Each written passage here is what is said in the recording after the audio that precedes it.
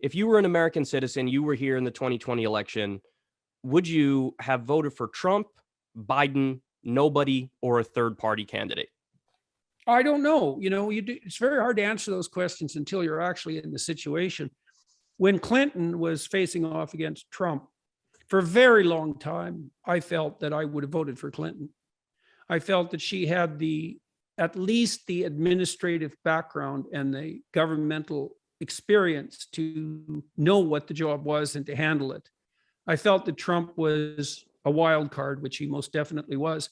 Then I went to this, the night of the election, I went to this Republican gala in Canada at a private club, watching the election, and they did a straw vote there. And in the straw vote, I cast my vote for Trump. And that surprised me. And it was something I sort of switched on last minute. And the reason I switched, I would say, is because I thought Clinton betrayed the working class. In fact, that's why she lost the election. It isn't something I just felt. That's definitely what happened. And so I thought, to hell with you. I'd rather have this wild card in here with his spontaneous lies than have you in here with your programmatic, powered, mad, driven, pre-authorized lies.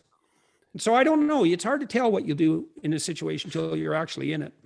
Do you think Trump as president in his 4 years also betrayed the working class?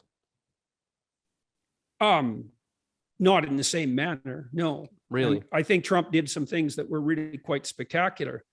Like one what? of them. Like what? Well, how about no war? Well, he did assassinate a top Iranian commander who was fighting ISIS on the ground. say that. I didn't say anything about assassination. I said something very specific.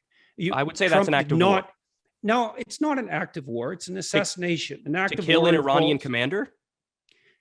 I don't understand the point you're making. Well, I'm trying to say if the Iranians killed one of our generals, we would call that an act of war. We do it to them and it's not an act of war? All right, then I guess we have to differentiate between an act of war and a war. What you have right now with Russia, that's a war.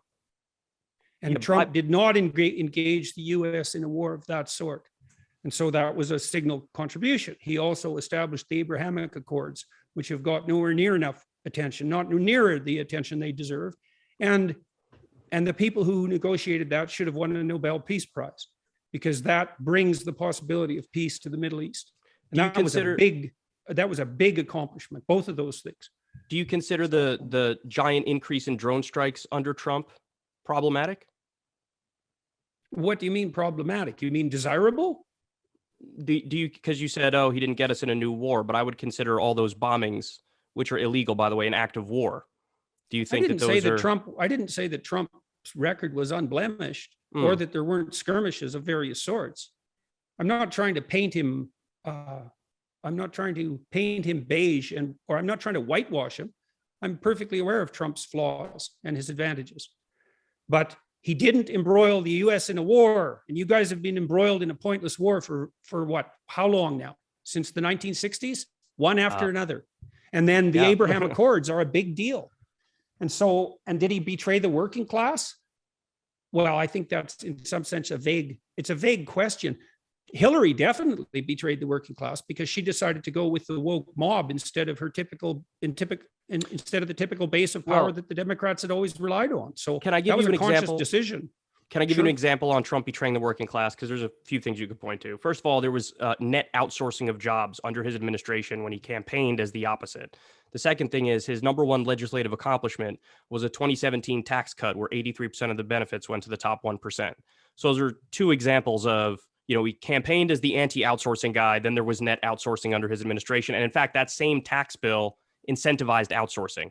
And then again, that tax bill mostly benefited the wealthy and it didn't help the working class. So that's what I mean by betraying the working class. I think he campaigned in a very populist way, but in terms of how he governed, it was very sort of standard establishment Republican, just like George W. Bush, for example. Yeah, well, I don't have any real comments on that. Like I said, I'm not trying to whitewash the Trump administration. I'm just pointing to a couple of things that he did that he hasn't got credit for. Yeah, you should have got credit for.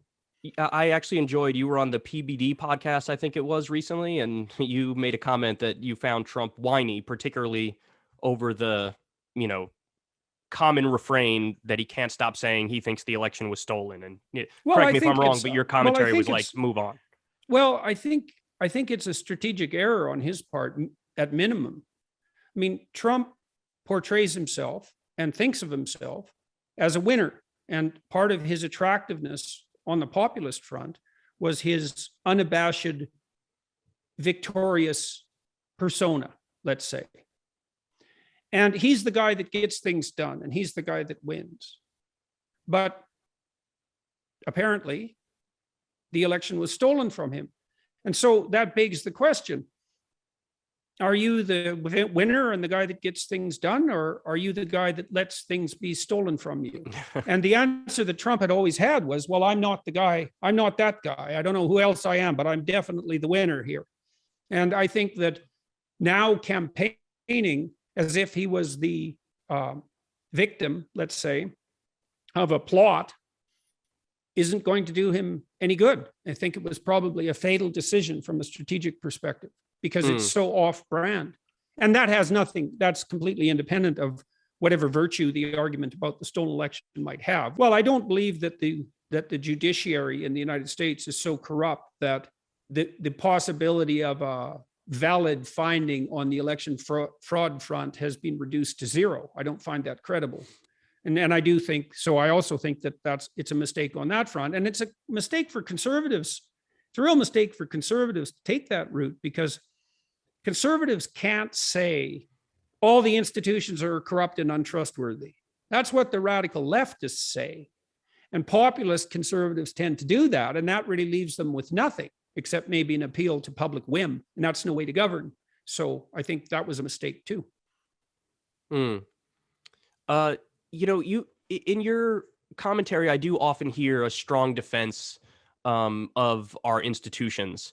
And I do feel like one of the common things that defines the current political era is definitely populism that bubbles up on the left through the vessel of, say, a Bernie Sanders, and even what I would argue was a fake populism that came up on the right with Donald Trump, where the agreement does seem to be, well, hold on, these institutions are really not working for us, and they're broken, and they're fundamentally corrupt. And, the genesis of it being, you have this donor class of corporations and billionaires that donates to politicians, and then they get elected and do the bidding of that donor class and the corporations. Do you disagree with that analysis? Do you think that that's just overstating the problem and the institutions are actually healthy? Or I think it's partly a Tower of Babel problem. So I've been listening a fair bit to Russell Brand, who I quite like. Russell is very, very smart. He's definitely one of the smartest people I've ever met. He's unbelievably sharp. And he differs in his political utterances from me to a substantial degree, although there's a fair bit of commonality as well. He's beating the anti-capitalism drum in a manner that I tend not to. But there's a specific reason for that. And the reason is that Russell has realized that size is a problem. And the lefties tend to be skeptical of big government, and the right-wingers tend to be, the lefties tend to be skeptical of big companies, right, and the right-wingers tend to be skeptical of big government. Right. And I think the right way forward through all that mess is that we should be skeptical of big. Cable news is ripping us apart, dividing the country, making it impossible to function as a society, and making it impossible to know just what is true and what is false. But the good news is they are failing and they know it.